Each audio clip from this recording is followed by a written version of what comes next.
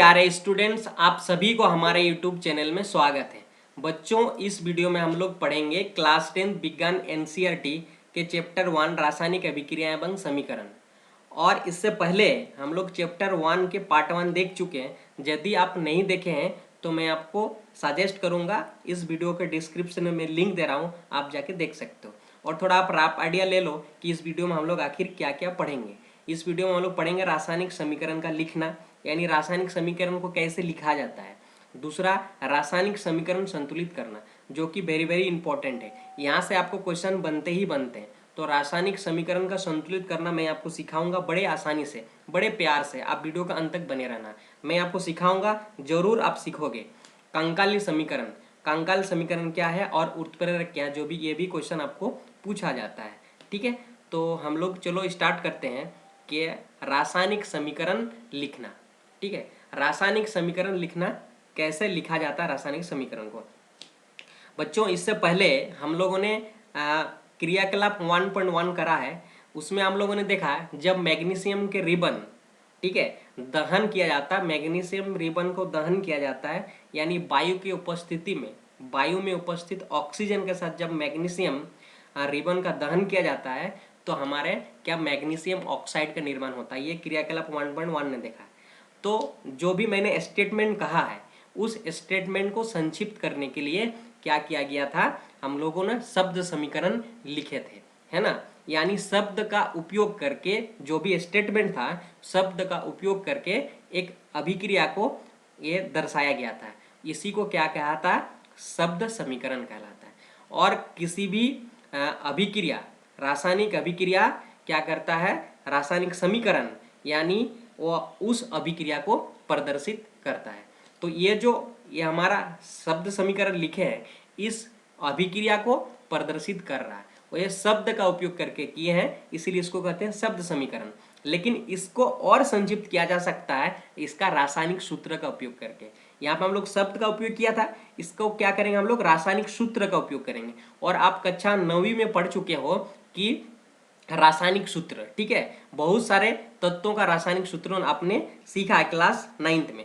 तो देखो, मैग्नीशियम का रासायनिक सूत्र क्या है, मैग्नीशियम का रासायनिक सूत्र होता है आपका Mg, ठीक है। और Mg को कैसे लिखा जाता है, देखो, सबसे पहले अल्फाबेटिकल में जो पहला वाला होगा उसको हम कैपिटल लेटर में दर्शाते हैं, और उसके बाद वाला जो लेटर लिखते हैं उसको हम लोग स्मॉल लेटर से प्रदर्शित करते हैं। ठीक है, तो मैग्नीशियम का रासायनिक सूत्र होता है Mg। तो मैग्नीशियम के बदले हम लोग क्या लिखें, Mg, ये रासायनिक सूत्र, प्लस क्या लिखेंगे, ऑक्सीजन। ऑक्सीजन क्या होता है, O2। ठीक है बच्चों, कभी भी O मत लिखना है, O होता है ऑक्सीजन सिंबल, और ऑक्सीजन जहां पर लिखना होगा O2 हमेशा लिखना है, क्योंकि ऑक्सीजन द्विआण्विक अणु है। ठीक है, यानी दो परमाणु, ऑक्सीजन को दो परमाणु मिलकर ऑक्सीजन के अणु का निर्माण होता है। ठीक है, ये O2 डाई एटॉमिक एटम है। और ये जो तीर के निशान आप देख पा रहे हो, ये रासायनिक अभिक्रिया को दर्शा रहा है, यानी मैग्नीशियम और ऑक्सीजन के बीच अभिक्रिया का फलस्वरूप आपको क्या बना है, उत्पाद के रूप में मैग्नीशियम ऑक्साइड। तो इसको क्या लिखेंगे हम लोग, MgO। मैग्नीशियम ऑक्साइड का रासायनिक सूत्र होता है, मैग्नीशियम ऑक्साइड का रासायनिक सूत्र होता है MgO। तो इसके बदले हम लोग MgO लिखे रासायनिक सूत्र। जो ये समीकरण हमको मिला है, ये समीकरण को हम लोग कहते हैं रासायनिक समीकरण का उपयोग करके, रासायनिक सूत्र का उपयोग करके ये रासायनिक समीकरण का, रासायनिक अभिक्रिया में न ही आपका द्रव्यमान का निर्माण होता है न ही विनाश होता है, यानी ये बराबर के होते हैं। अर्थात किसी भी रासायनिक अभिक्रिया में आपके उत्पादों की द्रव्यमान संख्या और अभिकारों की द्रव्यमान संख्या बराबर होनी चाहिए। अर्थात किसी भी रासायनिक अभिक्रिया के पहले जो भी परमाणु अभिक्रिया में भाग लेते हैं, जो भी तत्व भाग लेते हैं, उसकी परमाणु संख्या अभिक्रिया के फलस्वरूप जो उत्पाद बनते हैं उसकी परमाणु संख्या बराबर की होनी चाहिए। तो हम लोग देखो यहाँ पर क्या है, मैग्नीशियम क्या है, 1 है और ऑक्सीजन 2 है। इधर आप देख सकते हो मैग्नीशियम 1 है और ऑक्सीजन यहाँ 1 है, लेकिन यहाँ पर ऑक्सीजन इधर लेफ्ट साइड में 2 है, यानी ये क्या है, असंतुलित है। और ऐसे रासायनिक अभिक्रिया को क्या कहते हैं हम लोग, कंकाल समीकरण या फिर हम लोग ढांचा समीकरण। तो चलो हम लोग पहले देख लेते हैं डेफिनेशन कि कंकाल समीकरण, कंकाल रासायनिक समीकरण क्या होता है। कंकाल रासायनिक समीकरण, जैसे यहाँ मैग्नीशियम प्लस O2 रिएक्ट करके मैग्नीशियम ऑक्साइड का निर्माण कर रहा है, यहाँ पर आप देख सकते हो मैग्नीशियम लेफ्ट साइड में यानी अभिकारक के रूप में और यहाँ उत्पाद के रूप में दोनों ही बराबर है। और ऑक्सीजन यहाँ पे 2 है, यहाँ पे ऑक्सीजन 1 ही है, यानी यहाँ पे क्या है, बराबर के नहीं है। यानी ये जो रासायनिक अभिक्रिया हुआ है, ये जो रासायनिक समीकरण आपको मिला है, ये क्या है आपका, ये असंतुलित रासायनिक समीकरण हो। ऐसे रासायनिक समीकरण को क्या कहते हैं, कंकाल रासायनिक समीकरण। इसको आप शब्द में इस तरह से लिख सकते हो, यदि एक रासायनिक अभिक्रिया में दोनों ओर के तत्वों की परमाणु संख्या समान न हो तो असंतुलित समीकरण को कंकाल समीकरण कहते हैं। यानी आप सिंपली ऐसे भी लिख सकते हो, असंतुलित समीकरण को कंकाल समीकरण कहते हैं। ठीक है, ठीक है। और इसको थोड़ा अच्छा से लिखना चाहोगे तो आप इस तरह से लिख सकते हो, यदि एक रासायनिक अभिक्रिया में दोनों ओर के तत्वों की परमाणु संख्या समान न हो तो असंतुलित समीकरण को कंकाल समीकरण कहते हैं। ये तो आप समझे। तो अगला जो हम लोग पढ़ेंगे वो पढ़ेंगे रासायनिक समीकरण संतुलन। तो देखो ये जो असंतुलित है इसको भी हम संतुलित करना आपको सिखाऊंगा। तो चलो देखते हैं हम लोग ये जो रासायनिक समीकरण संतुलित करना सीखेंगे। देखो यहाँ पर आप क्रियाकलाप 3 में 1.3 में आप देख चुके हो कि जिंक जब सल्फ्यूरिक अम्ल के साथ अभिक्रिया करता है तो जिंक सल्फेट और हाइड्रोजन का निर्माण करता है। तो इसको हम लोग क्या करेंगे, रासायनिक सूत्रों का प्रयोग करके रासायनिक समीकरण को पहले लिखेंगे, फिर हम लोग देखेंगे कि जो अभिकारक के रूप में जो परमाणु संख्या है और द्रव्यमान में परमाणु संख्या है दोनों बराबर है कि नहीं है। यदि नहीं है तो असंतुलित है, तो असंतुलित को हम लोग संतुलित करना सीखेंगे। ठीक है, देखो जिंक का रासायनिक सूत्र होता है Zn। ठीक है, तो जिंक के बदले में हम लोग Zn लिखेंगे प्लस सल्फ्यूरिक अम्ल यानी H2SO4 होता है, H2SO4 सल्फ्यूरिक अम्लों का रासायनिक सूत्र। ये कभी कभार आपको ऑब्जेक्टिव के रूप में पूछा जाता है, सल्फ्यूरिक अम्ल का रासायनिक सूत्र क्या है, तो आपको क्या लिखना है, H2SO4। ये आपको ध्यान में रखना है। जो तीर का निशाना है, तीर का निशाना हम लगाएंगे। ठीक है, जिंक सल्फेट का रासायनिक सूत्र होता है ZnSO4। ठीक है, जिंक सल्फेट ZnSO4 प्लस क्या है, हाइड्रोजन। और हाइड्रोजन को भी हमें क्या लिखना है, हमेशा H2 लिखना है। हाइड्रोजन गैस का निर्माण हो रहा है, यहाँ पे हाइड्रोजन H सिंबल होता है और हाइड्रोजन H2 या हाइड्रोजन गैस को प्रदर्शित करता है। ठीक है बच्चों, तो हमेशा लिखना हाइड्रोजन, जब भी लिखोगे H2 लिखना है, H नहीं लिखना है। ठीक है, क्योंकि हाइड्रोजन एक डाइएटॉमिक एटॉमिक है। ठीक है, डाइएटॉमिक एटम है यानी द्विआण्विक अणु है। तो अब हमको चेक करना है कि जो तीर चिन्ह है, तीर निशाने के बाईं ओर के परमाणु संख्या और तीर निशाने के दाईं ओर के परमाणु संख्या बराबर है, तो हम लोग कहेंगे संतुलित समीकरण। तो फिर हमको इसको संतुलित करना नहीं होगा। तो देखो यहाँ पर Zn लेफ्ट साइड में 1 है और राइट साइड में भी देखो Zn 1 ही है, तो यहाँ पर हम कह सकते हैं जिंक क्या है, संतुलित है ऑलरेडी। यहाँ पर देखो हाइड्रोजन क्या है, H2, और यहाँ पर भी देखो राइट साइड में भी हाइड्रोजन H2, तो दोनों ही साइड में हाइड्रोजन भी क्या है आपका, क्या है आपका, संतुलित है। तो SO4 देखो S1, तो यहाँ पर भी S1, O4 तो O4, तो हम लोग इसको कह सकते हैं कि जो Zn plus H2SO4 ZnSO4 plus H2 बना है, ये एक संतुलित समीकरण है। तो ये हम लोग कह सकते हैं एक संतुलित समीकरण है। ठीक है, संतुलित समीकरण है। तो इसको हम लोग नहीं करेंगे क्या, संतुलित, ऑलरेडी ये संतुलित है। इससे पहले हम लोगों ने क्या किया, मैग्नीशियम। ठीक है, मैग्नीशियम रिएक्ट किया किसके साथ, ऑक्सीजन के साथ, तो उसके फलस्वरूप क्या बना हमारा, मैग्नीशियम ऑक्साइड बना यानी Mg बना। यहाँ पर आप देख रहे हो कि Mg लेफ्ट साइड में 1 है और राइट साइड में भी 1 है, लेकिन यहाँ पर आप देखो ऑक्सीजन लेफ्ट साइड में 2 है और ऑक्सीजन राइट साइड में 1 है, तो यह असंतुलित है। तो इसको संतुलित करेंगे। संतुलित करने के लिए क्या करना होगा, स्टेप 1 ध्यान रखना बच्चों ठीक से। स्टेप 1 सबसे पहले हम लोग देखेंगे लेफ्ट साइड में और राइट साइड में, किसी भी साइड में जो भी परमाणु संख्या सबसे ज्यादा है, कौन तत्वों का परमाणु संख्या सबसे ज्यादा है उसको पहले संतुलित करने की कोशिश करेंगे। पहला किसको करना है, जो तत्वों सबसे ज्यादा है उसको हम लोग करेंगे, चाहे वो लेफ्ट साइड में रहे या फिर राइट साइड में, उसको पहले करेंगे, फिर उसके बाद छोटा, उसके बाद छोटा को करते जाएंगे। तो यहाँ पर आप देख सकते हो ऑक्सीजन क्या है, 2 ठो है और ये ऑक्सीजन नहीं है, तो यहाँ पर क्या ऑक्सीजन 1 है, ऑक्सीजन क्या 1 है। हम कभी भी जब भी हम समीकरण को संतुलित करेंगे तो गुना करके हम क्या करेंगे, उसके बराबर करने की कोशिश करेंगे। ठीक है, यहाँ पे ऐड नहीं कर सकते, ना ही सब्सट्रैक्शन कर सकते हैं, ओनली और ओनली क्या कर सकते हो, आप गुना करके इक्वल कर सकते हो।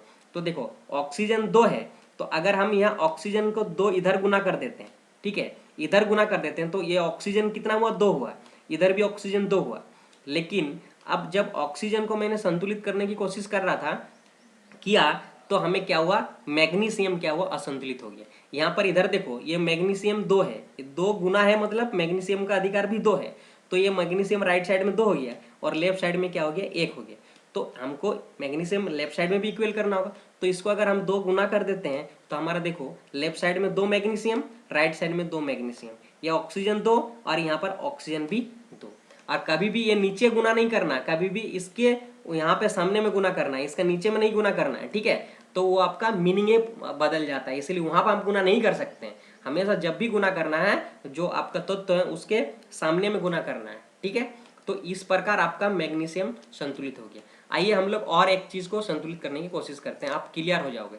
यहाँ पर देखो ये Fe क्या है, आयरन यानी लोहा। ये आयरन जब जल के साथ अभिक्रिया कर रहा है तो ये आयरन ऑक्साइड का निर्माण कर रहा है, Fe3O4 प्लस हाइड्रोजन गैस भी निकल रहा है। इस रिएक्शन में आप देख सकते हो लेफ्ट साइड में भी इक्वल होना चाहिए परमाणु संख्या और राइट साइड में भी परमाणु संख्या इक्वल होना चाहिए, लेकिन क्या इक्वल है, चलिए हम लोग देखते हैं। यहाँ पर देखो Fe क्या है, यहाँ पे लेफ्ट साइड में 1 और इधर Fe कितना है, 3 है, तो Fe तो असंतुलित है। साथ ही देखो यहाँ पे H2 कितना है, 2, H2 कितना 2, इधर H2 2, तो H2 तो संतुलित है। ऑक्सीजन 1, ये ऑक्सीजन किधर, इधर 4, तो ये ऑक्सीजन भी असंतुलित है। यानी यह कुल मिलाकर हम अगर समझे तो ये समीकरण क्या है, हमारा असंतुलित समीकरण। इसको संतुलित कैसे किया जा सकता है, देखो स्टेप 1 मैंने क्या कहा कि सबसे पहले आपको चेक करना है कौन से तत्वों की परमाणु संख्या ज्यादा है। तो यहाँ पर देखो दोनों साइड आप देखते हो तो कि ऑक्सीजन जो इधर राइट साइड में 4 है और इससे बड़ा नहीं है, इससे छोटा है, तो सबसे पहले हम ऑक्सीजन को क्या करेंगे, आपको संतुलित करने की कोशिश करेंगे। ये ऑक्सीजन 4 है तो इधर भी ऑक्सीजन 4 होना चाहिए, लेकिन ये 1 है, तो इसको संतुलित करने के लिए क्या करना होगा, हमको इधर से 4 क्या करना है, हमको गुना कर देना। तब हमें क्या मिला, ऑक्सीजन क्या मिला, 4। इसका मतलब इसके साथ भी है, ये जो 4 गुना यहाँ पे है ये ऑक्सीजन के साथ भी है, हाइड्रोजन के साथ भी गुना हो गया। तो ऑक्सीजन तो हमारा संतुलित हो गया, लेकिन ऑक्सीजन को संतुलित करते करते हमारा हाइड्रोजन जो संतुलित था ऑलरेडी वो अब क्या हो गया, असंतुलित हो गया। अब आप देख सकते हो हाइड्रोजन इधर देखो, ये 4 गुना 2, ऐसे गुना करना है, ये तो 2 ठो हाइड्रोजन करके 4 ठो है, तो कितना हुआ, 8 है, तो लेफ्ट साइड में 8 हाइड्रोजन हुआ। इधर आप देख रहे हो 2 हाइड्रोजन है, तो इधर आप 4 इधर गुना कर देते हो, यानी 4 दूना 8, इधर भी हाइड्रोजन क्या हो जाता है, आपका इक्वल हो जाता है, ठीक है, ये क्या हो जाता है, आपका इक्वल हो जाता है। तो अब हम चेक करेंगे कि आयरन आखिर है कि नहीं हमारा संतुलित। तो यहाँ पर देख सकते हो Fe3 यहाँ पे क्या 3 है और इधर Fe 1 है, तो इधर हम अगर 3 गुना कर देते हैं तो इधर भी Fe3 3 हो जाता है और राइट साइड में भी Fe 3 हो जाता है। हाइड्रोजन 8 है, इधर भी 8 है, ऑक्सीजन 4 है, इधर भी ऑक्सीजन 4 है। तो हमारा इस प्रकार यह कुल मिलाकर कहे तो यह समीकरण अब हमारा संतुलित समीकरण है। तो हम लोग इसको लिख सकते हैं, यह समीकरण संतुलित है, समीकरण संतुलित समीकरण है, ठीक है, संतुलित समीकरण, यह समीकरण संतुलित है, ठीक है। ऐसे आपको संतुलित करना है और भी आप प्रैक्टिस कर सकते हो। मैं नेक्स्ट वीडियो में कुछ आपको रासायनिक समीकरण का स्पेशल आपको समीकरण का संतुलित करने सिखाऊंगा। चलो हम लोग आगे देखते हैं जो आपका बुक्स में है। आगे आपका बुक कहता है कि कभी भी रासायनिक अभिक्रिया, ठीक है, यानी अभिक्रिया को आप जब भी संतुलित करते हैं तो इसको और भी सूचनापूर्ण बनाने के लिए इसकी अवस्था को भी प्रदर्शित करना होगा। क्या करना होगा, इसको अवस्था को भी आपको लिखना होगा। अवस्था मतलब क्या है, किस अवस्था में है। यहाँ पर जो आयरन है ये आयरन क्या होता है, सॉलिड मतलब क्या है कि ये आपका ठोस अवस्था में, तो इसके बदले में हम लोग क्या लिखेंगे, इसको अच्छा और इसको अधिक आपको सूचनापूर्ण बनाने के लिए अवस्था को भी लिखना जरूरी होता है। तो आप क्या लिखेंगे, देखो 3 Fe क्या हमारा, Fe1 क्या है हमारा, सॉलिड है, इसीलिए नहीं है, हम लोग S के द्वारा दर्शा देंगे। प्लस देखो ये जो 4H H2O है, यहाँ पर जो H2O है ये भाप के रूप में यूज किया गया है इस समीकरण में। पार्टिकुलरली इस समीकरण में H2 हमेशा तो क्या जल होता है, लेकिन ये जो जल है ये भाप के रूप में इस समीकरण में उपयोग किया गया है। इसीलिए भाप क्या होता है, गैस, इसीलिए H2 को हम क्या लिखेंगे, G लिखेंगे, ठीक है। और ये Fe3O4 ये भी एक सॉलिड है, तो हम लोग क्या लिख सकते हैं, Fe3O4 को हम लोग यहाँ पे बगल में ब्रैकेट देके S द्वारा दर्शा देंगे। साथ ही ये जो H2 है, H2 के क्या करेंगे हम लोग, H2 क्या था, हाइड्रोजन गैस होता है, तो हम लोग इसको क्या लिखेंगे, इसको ब्रैकेट में G लिखेंगे। ये जो अवस्था को मैंने दर्शाया इस समीकरण में, तो ये समीकरण आपका सूचनापूर्ण हो जाता है। इसलिए आवश्यक नहीं है, सभी परिस्थितियों में ये अलग अलग हो सकता है, जरूरी नहीं है, लेकिन आपको दर्शाना आवश्यक है। यदि आप जानते हो तो आपका वो बहुत ज़्यादा समीकरण थोड़ा सूचनापूर्ण हो जाता है, इसलिए, ठीक है। तो चलो आगे हम लोग देखते हैं। आगे हम लोग पढ़ेंगे कि जैसे यहाँ पर यह समीकरण को आप देख सकते हो, ये कार्बन मोनोऑक्साइड CO यहाँ पे गैस है, तो गैस द्वारा दर्शाया गया है, प्लस 2H2 ये हाइड्रोजन क्या गैस है, तो गैस को G द्वारा दर्शाया गया है, ठीक है। और यहाँ पे जो तीर निशान है इसके ऊपर में 340 ATM है, यानी जो ये 340 ATM यानी 340 दाब, ATM क्या है, दाब को दर्शाता है यहाँ, तो 340 दाब के उपस्थिति में ये अभिक्रिया हुई है, कार्बन मोनोऑक्साइड और हाइड्रोजन। ये दाब अगर नहीं होता तो ये अभिक्रिया नहीं होता, ठीक है, अभिक्रिया नहीं होता। इसके फलस्वरूप क्या बना, CH3OH यानी मिथेनॉल बना है। क्या बना, मिथेनॉल बना। और ये L जो दिखा रहा है ये लिक्विड को आपको दर्शा रहा है, ठीक है। तो इस समीकरण में आप देख सकते हो 340 ATM जो यूज किया गया है ये उत्प्रेरक है। क्या है, उत्प्रेरक है। इसी के उपस्थिति के कारण ये अभिक्रियाएं हुई है। अगर ये उत्प्रेरक उपस्थित नहीं होता तो ये अभिक्रिया भी नहीं होता। देखो इस समीकरण के आप देखो, ये 6 कार्बन डाइऑक्साइड, ये क्या एक्वा है यानी जल के रूप में, ठीक है। ये 12H2O ये क्या लिक्विड के रूप में। और ये सूर्य प्रकाश, क्या है, सूर्य प्रकाश, सूर्य प्रकाश की उपस्थिति और क्लोरोफिल की उपस्थिति के कारण क्या है, C6H12O6 एक ग्लूकोज का निर्माण हुआ। और साथ ही 6 ऑक्सीजन और 6 जल का निर्माण हुआ। इस समीकरण को प्रकाश संश्लेषण का समीकरण भी कहते हैं। तो यह समीकरण बहुत इंपॉर्टेंट है, आप याद रख लेना। 6 carbon dioxide plus 12H2O react करके सूरज के प्रकाश और क्लोरोफिल के उपस्थिति में ग्लूकोज का निर्माण करता है, C6H12O6। साथ ही 6 ऑक्सीजन और 6 जल का निर्माण होता है। ये ग्लूकोज का रासायनिक सूत्र है। ये ऑब्जेक्ट के रूप में आपको पूछेगा कि ग्लूकोज का रासायनिक सूत्र क्या होता है, तो आपको क्या लिखना, C6H12O6। ये क्या है, ग्लूकोज है, ग्लूकोज है, याद रखना, ये हमेशा पूछा जाता है, इंपॉर्टेंट है।